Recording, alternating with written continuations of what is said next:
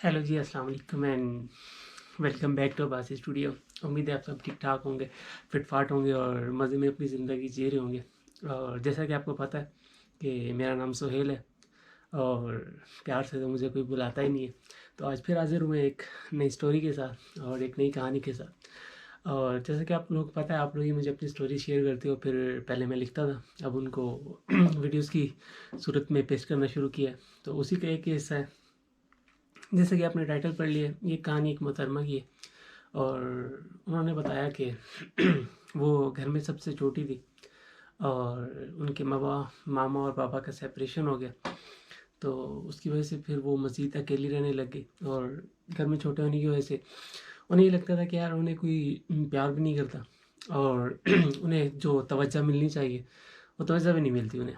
उनके कोई ज़्यादा दोस्त यार भी नहीं थे, मतलब होता है ना, दोस्तें होती हैं और फ्रेंड्स होते हैं, कज़न से अच्छी गैदरिंग होती है, उस तरह का कोई सिलसिला नहीं था उनका।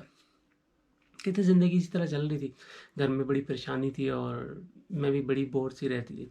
फिर क्या हुआ कि इनकी जो है ना बड़ी सिस्टर की शादी थी। अब बड़ी सिस्टर की शादी में क्या हुआ, हल्ला गुल्ला हुआ, कज़न वगैरह आए हुए थे। तो इनकी मुलाकात इनके एक कज़न से हुई, अदनान से। अभी आपको बता दें, जो रेगुलर सुनते हैं उनको तो पता है कि जो भी हम नाम लेते हैं वो एक फ़र्ज़ी नाम होते हैं और अगर किसी से उनका नाम मिल जाए तो महज़ एक इत्तेफ़ाक होगा। अच्छा, तो उनकी बहन की शादी में उनसे मुलाकात हुई, उनके कज़न से, अदनान से।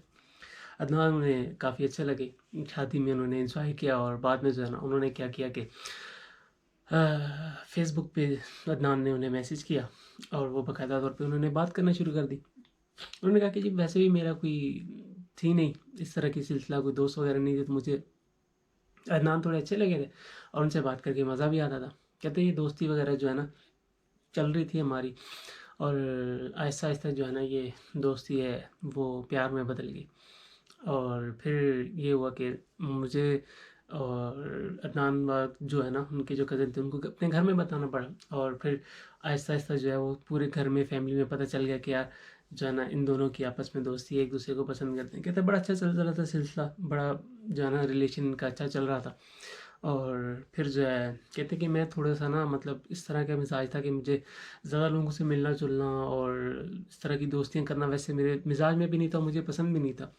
लेकिन कहते हैं कि जो अदनान था उसको ये सब पसंद था, बाहर घूमना फिरना और मिलना मिलाना। कहती है कि वो ज़िद करता था तो मैं कभी कभार जो है ना वो मिल भी लेती थी और बाज़ औक़ात नहीं भी मिलती थी। तो इस बात पे ना जो अदनान जो था वो बहुत गुस्से में होता था। अच्छा, फिर क्या हुआ कि कुछ अरसे के बाद ना अदनान ने जो है वो ज़िद करना शुरू कर दी कि यार मुझे आपसे मिलना है, बाहर मिलना है, अकेले मिलना है। कहते 1-2 दफ़ा मैं मिली भी, लेकिन वो फिर मुझे जो है ना वो अनकम्फ़र्टेबल कर देता था, टच करने की कोशिश करता था ये वो, तो मुझे जो है ना वो पसंद नहीं था ये सब। तो इस बात पे हमारी लड़ाई हो जाती थी और जब लड़ाई हो जाती थी तो फिर वो अदनान मियाँ इनसे बात नहीं करते थे। कहते हैं कि जब हमारी लड़ाई होती थी अक्सर जो है ना वो 2-2 दिन, 3-3 दिन, 4-4 दिन जो है ना वो बात नहीं करना। मैं कहती है मुझे बड़ी आदत थी उनसे बात करने की, मुझे बहुत बुरा भी लगता था, मुझे बर्दाश्त भी नहीं होता था कि यार मैं करूँ क्या? लेकिन अदनान मियाँ मुझसे बात ही नहीं करते थे। तो कहती है मुझे फिर जो है ना मजबूरन फिर मैं जो है कि उनको कहती थी कि चलो सही है, मिल लेंगे, ये है, वो है। फिर मैं कभी-कभार मिल लेती थी। अच्छा, कहते ये सिलसिला इस तरह ही चल रहा था। लेकिन फिर अदनान ने जो है ना वो ज़िद करना शुरू कर दी कि जी उन्हें जो है ना वो सब कुछ चाहिए। मतलब कि वो शादी से पहले सब कुछ करना चाहते हैं कि बाद में भी जो है ना हमने ही मियाँ-बीवी होना है, जो हमने बाद में करना भी कर लेते हैं। कहते हैं कि उनकी जो बाकी दोस्त वगैरह थे ना उनकी गर्लफ्रेंड्स थी और वो आपस में हैंग आउट करते थे और घूमना-फिरना और जो एक होता है आजकल जो सिस्टम में चल रहा है वो सारा कुछ करते थे। कहता है अदनान को वो सब अच्छा लगता था और वो फिर मुझे बताता था कि यार देखो ये मेरे दोस्त भी तो हैं, ये भी इस तरह करते हैं, वैसे करते हैं, ये करते हैं, वो करते हैं, तुम नहीं करती। तो कहते उसको मुझसे हमेशा ये प्रॉब्लम होती थी कि यार तुम जो है ना मेरे साथ फ्री नहीं होती, मेरे साथ घूमती फिरती नहीं हो, ये वो। तो कहते फिर मुझे जो था ना वो, मतलब मेरा ये बिलीव था कि पहली बात तो ये कि मुझे किसी से दोस्ती नहीं करनी इस तरह की, ठीक है। अब क्योंकि अचानक दोस्ती होगी तो इस पे मैं कुछ करें, लेकिन ये है कि फिर मैंने जो है ना अपने आप से वादा किया हुआ था कि मैं अपने आप को किसी नामहरम के हवाले नहीं करूँगी, ठीक है। ना ही मैं इस तरह की कोई हरकत करूँगी जिससे जो है ना मेरा अल्लाह मुझसे नाराज़ हो जाए। कहता है वो लेकिन इस बात पे बज़िद थे कि मुझे मिलना ही मिलना है, अगर नहीं मिलना तो फिर जो है ना मैं तुम्हें सज़ा दूँगा। कहते कि अब पहले तो मुझे समझ नहीं आया कि यार जो है ना अब ये सज़ा का क्या मतलब है कि ये मुझे क्या सज़ा देगा ना मिलने पे। कहते फिर क्या हुआ कि अगर वो मिलने का कहता था, ठीक है, तो मैं नहीं मिलती थी, तो फिर वो सज़ा के तौर पे ये करता था कि दूसरी लड़कियों के साथ बातचीत करता था, ठीक है, उनके साथ घूमने फिरने जाता था और उनके साथ वीडियोस बनाता था, उल्टी सीधी हरकतें करता था और फिर वो जो है ना वीडियोस मुझे भेजता था और कहता था कि जब तक तुम जो है ना मेरे साथ मतलब मेरा साथ नहीं दोगी तो ये तुम्हारी सज़ा है और मैं तो इस तरह ही करूँगा और मेरा यही काम है, क्योंकि ये तुम्हारी सज़ा है, मैं तो तुम्हारे साथ करना चाहता था और लेकिन तुमने मना कर दिया, तो अब ये भुगतो तुम्हारी सज़ा है। कहता अब वो अक्सर जो है ना इस तरह की उसकी हरकतें हो गई कि वो जब भी मिलने का कहता मैं नहीं मिलती, वो एक तो मुझसे बात करना बंद कर देता, फिर दूसरी लड़कियों के साथ उसकी दोस्तियाँ थी और फिर जो है ना क्या नाम है, वो उनके साथ वीडियोस बनाता और उनके साथ फ़ोटोज़ बनाता और मुझे भेज देता। कहते कि अब ये मतलब मुझसे बर्दाश्त नहीं हो रहा था अब, क्योंकि कहते हैं कि मैं तो मोहब्बत में पागल हो चुकी थी और मुझे उससे बात करने की आदत भी थी। कहते ये सब कुछ जो है ना करने के बावजूद वो ये कहता था कि मैं ये सब कुछ तुम्हारी वजह से कर रहा हूँ, ठीक है? मैं कुछ छुपा के तो नहीं कर रहा ना, अगर मुझे तुम्हें धोखा ही देना होता तो ये सब कुछ मैं तुमसे छुपा के करता, तो मैं ना कहता, तुम्हें बताता नहीं, तुम्हें किसी चीज़ का पता ही ना होता और मैं ये सब तुम्हारे पीठ पीछे भी कर तुम्हारे दिखाने का मकसद ये है कि मैं जो हूँ ना ये तुम्हें सज़ा के तौर पे कर रहा हूँ और जब तक तुम अपना आप मेरे हवाले नहीं करोगी तो मैं ये सब करता रहूँगा। कहता अब वो इसमें भी मैं राज़ी नहीं हुई, मुझे क्योंकि ये सब करना नहीं था, मुझे पसंद नहीं था, तो फिर मुझे समझ नहीं आई कि मैं क्या करूँ। कहते कि फिर उसका दिमाग और चला, उसने बोला कि ऐसा करो कि हमारी शादी की जो है ना अभी तो बहुत टाइम है, ठीक है, अभी टाइम है तो फिर हम ऐसा करते हैं कि हम क्या करते हैं, हम छुप के निकाह कर लेते हैं।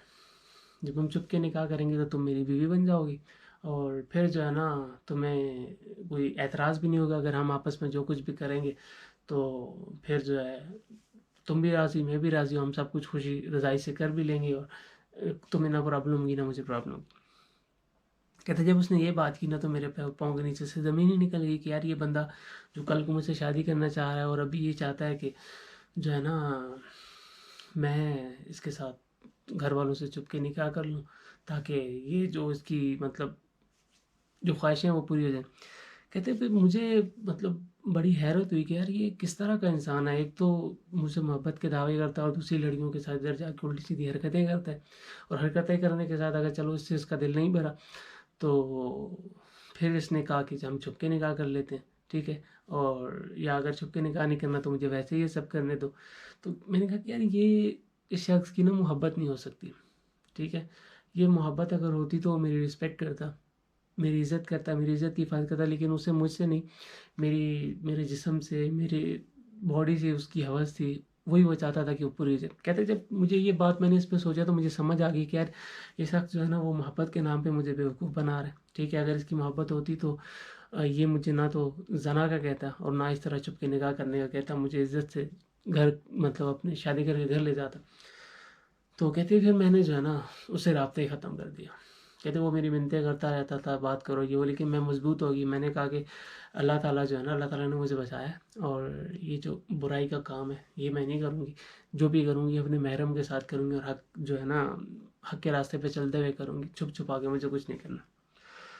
तो इससे हमें जो है ना वो मतलब क्या सीखने को मिलता है कि यार दुनिया में किस तरह के अजीबो-गरीब किस्म के लोग हैं। मतलब रिश्तों के नाम पे क्या-क्या हो रहा है कि आप जो है ना पहले तो किसी को ब्लैकमेल कर रहे हो मतलब रिलेशन में कि यार आप मेरे साथ इस तरह करो वरना मैं तुम्हें छोड़ दूँगा। अगर आपका उससे भी मन नहीं भरा, ठीक है, तो आपने क्या किया कि उल्टी-सीधी हरकतें शुरू कर दी, आपने वीडियोज़ बना के भेजना शुरू कर दी ये वो।